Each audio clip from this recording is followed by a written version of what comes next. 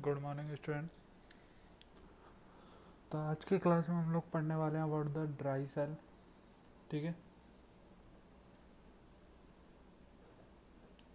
तो dry cell को primary cell भी बोला जाता है।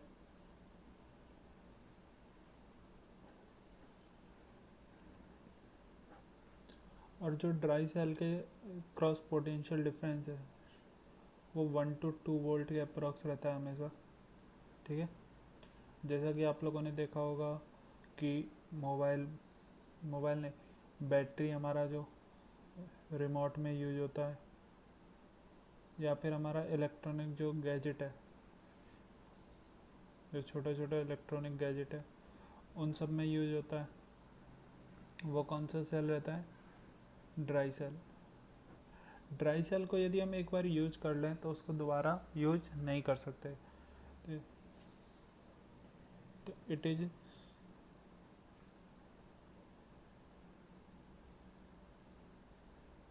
It it can not be use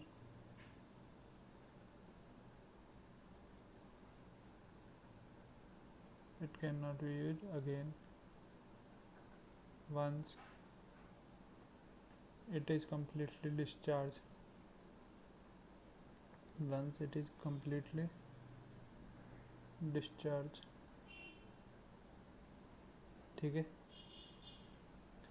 तो ड्राई सेल को प्राइमरी सेल भी बोला जाता है, लेक्लांसी सेल भी बोला जाता है। इसका जो वोल्टेज रहता है वो रहता है 1 to 2 वोल्ट के बिटवीन, 1 to 2 वोल्ट के बिटवीन रहता है। V का मतलब पोटेंशियल डिफरेंस, जो भी इसके अक्रॉस पोटेंशियल डिफरेंस आएगा वो अप्रॉक्सीमेटली 1 to 2 वोल्ट रहता है। ठीक है, इसको हम एक बार यदि यूज कर लेते हैं तो इसको दोबारा चार्ज करके हम यूज नहीं कर सकते। ठीक है, ये इस टाइप में दिखता है। ये वाला पॉइंट पॉजिटिव होता है, ये वाला पॉइंट क्या होता है? नेगेटिव। तो यदि हम ड्राई सेल का डायग्राम बनाएं तो देखो, ड्राई सेल का डायग्राम कुछ इस टाइप में फॉर्म होता है।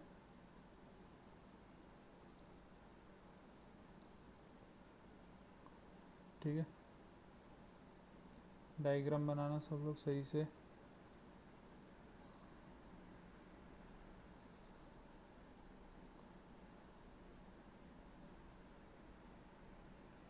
ये तो रहता है मेटल कैप, जो उसमें जो हमेशा किसकी तरह वर्क करता है? एनोड की तरह। और इसके अंदर रहती है यहाँ पे कार्बन रॉड रहती है, या कार्बन या ग्रेफाइट, कुछ भी बोल सकते हो। कार्बन और ग्रेफाइट, कार्बन या फिर ग्रेफाइट रॉड रहती है जो नेगेटिव टर्मिनल की तरह वर्क करती है। ये पूरा जो पार्ट है ये कवर्ड रहता है किससे? जिंक से। किससे कवर्ड रहता है? जिंक से कवर्ड रहता है। आप लोगों ने देखा होगा नॉर्मल सेल पे हमेशा एक मेटल का खोल टाइप में रहता है जो जिंक की लेयर होती है। ठीक है, इसके बाद यहाँ पे रहता है MnO2 और कार्बन पाउडर। यहाँ पर क्या रहता है? MnO2 और कार्बन का मिक्स पेस्ट फिलअप रहता है।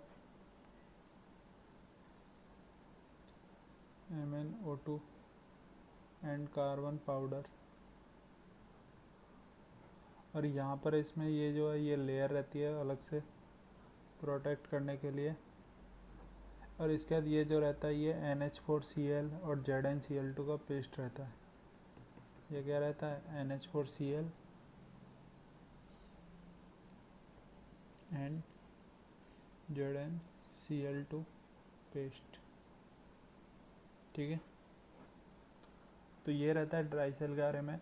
तो ड्राई सेल में एक मेटल कैप रहती है, पूरा जो सरफेस है वो मेटल से क्या रहता है मेटल से प्रोटेक्टेड रहता है। ये जो टर्मिनल है ये जिंक, इसका बना हुआ रहता है, जिंक का बना रहता है। ये एनोड की तरह वर्क करता है। इसमें जो कार्बन रॉड या ग्रेफाइट रॉड है वो किसकी तरह वर्क करती है?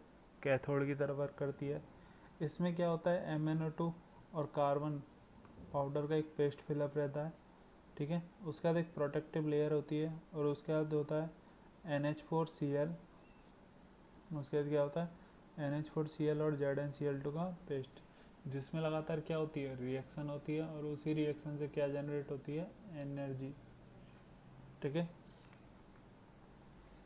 तो इसमें लिखना इन दिस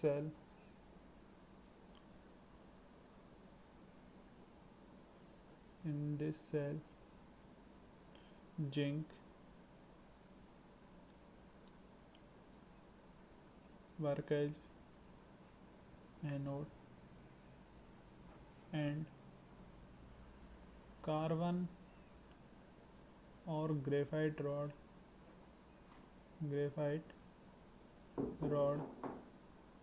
जिसे हम इलेक्ट्रोड भी बोल सकते हैं, एक टाइप में इलेक्ट्रोड भी बोल सकते हैं, work as cathode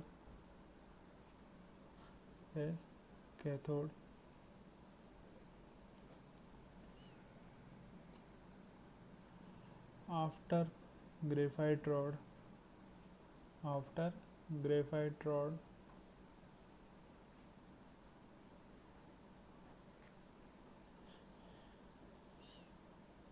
paste of MnO2 and carbon powder is filled up.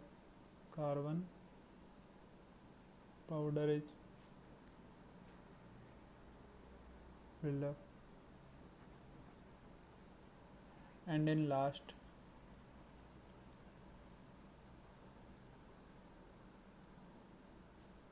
paste of NH4Cl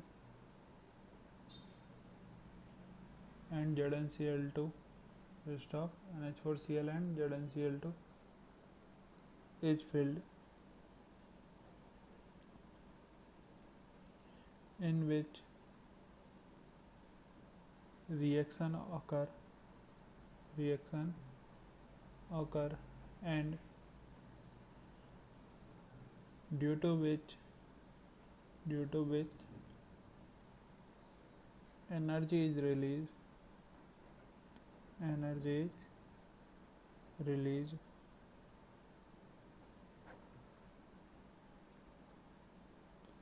and potential difference generate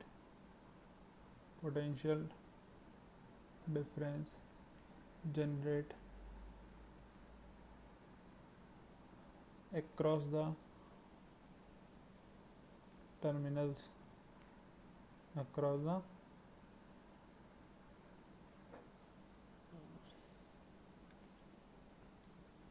ठीक है, तो ये किसके बारे में रहता है, ड्राई सेल के बारे में रहता है। तो हमें सिर्फ इतना पता होना चाहिए ड्राई सेल में जिंक कैसे वर्क करता है, एनोड का, ग्रेफाइट रॉड किसका वर्क करती है, कैथोड का वर्क करती है। ठीक है, उसमें MnO2 और कार्बन पाउडर का पेस्ट रहता है, उसके बाद एक प्रोटेक्टिव लेयर होता है, और उस प्रोटेक्टिव लेयर के आफ्टर NH4Cl और ZnCl2 का क्या रहता है, पेस्ट रहता है, और उसको पूरे को हम एक मेटल से फिर कवर कर देते हैं, जिंक मेटल से। वो किसकी तरह वर्क करता है, एनोड की तरह वर्क करता है।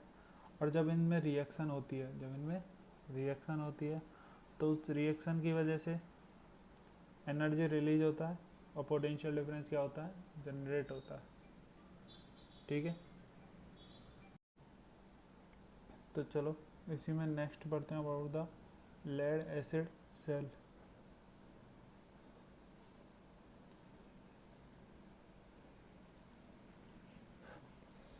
लेड एसिड सेल में क्या रहता है, बेसिकली एक कंटेनर रहता है। ठीक है, इस कंटेनर में 2 इलेक्ट्रोड रहते हैं। एक इलेक्ट्रोड रहता है लेड ऑक्साइड का,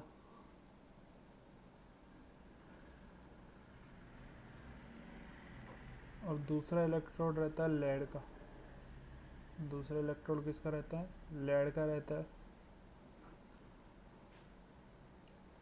इन सब में क्या किया जाता है, H2SO4 का डाइल्यूट सॉल्यूशन डाला जाता है। H2SO4 का डाइल्यूट सॉल्यूशन, और इन सबको इससे कनेक्ट कर दिया जाता है, वायर के थ्रू कनेक्ट कर दिया जाता है। जो एक बैटरी की तरह वर्क करता है, ठीक है। तो अब लगातार क्या होता है कि जो लेड ऑक्साइड है ये तो पॉजिटिव इलेक्ट्रोड की तरह वर्क करता है, और जो लेड है ये किसकी तरह वर्क करता है, नेगेटिव इलेक्ट्रोड की तरह। ये किसकी तरह वर्क करता है, नेगेटिव इलेक्ट्रोड की तरह। और इस H2SO4 के डाइल्यूट सॉल्यूशन की वजह से यहाँ से जो चार्ज है वो ट्रांसफ़र होता है, यहाँ पर जाता है। तो ये प्रोसेस लगातार इसमें क्या होता रहता है, उसी की वजह से कैसा रहती है, इसमें लगातार एनर्जी रिलीज होती है, ठीक है।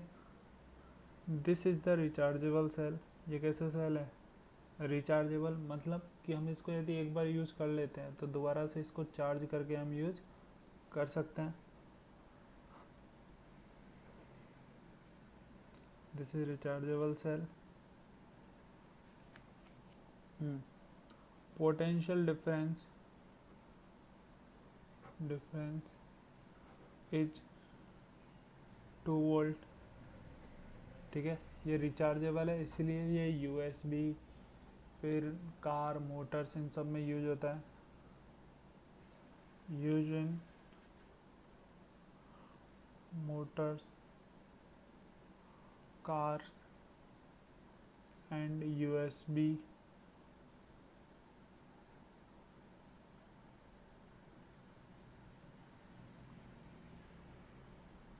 सॉरी USB नहीं,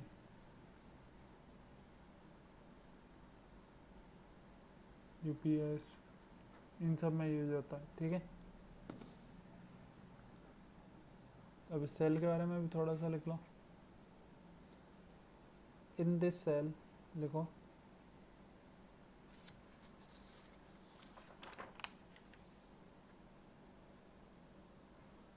in this cell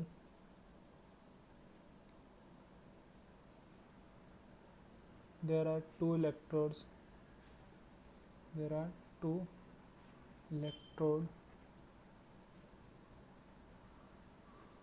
first electrode of lead oxide, ठीक है, which is positively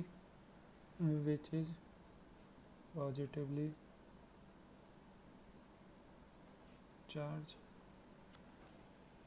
या फिर ये एनोड की तरह वर्क करता है, क्या हम ये बोल सकते हैं। Second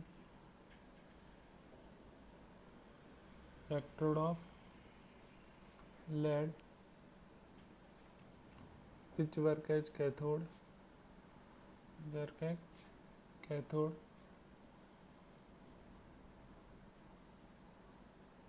these two electrode are placed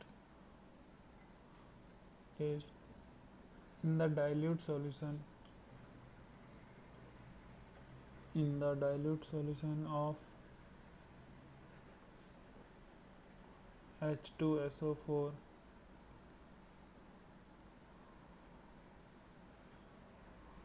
due to which reaction occur and potential difference generate,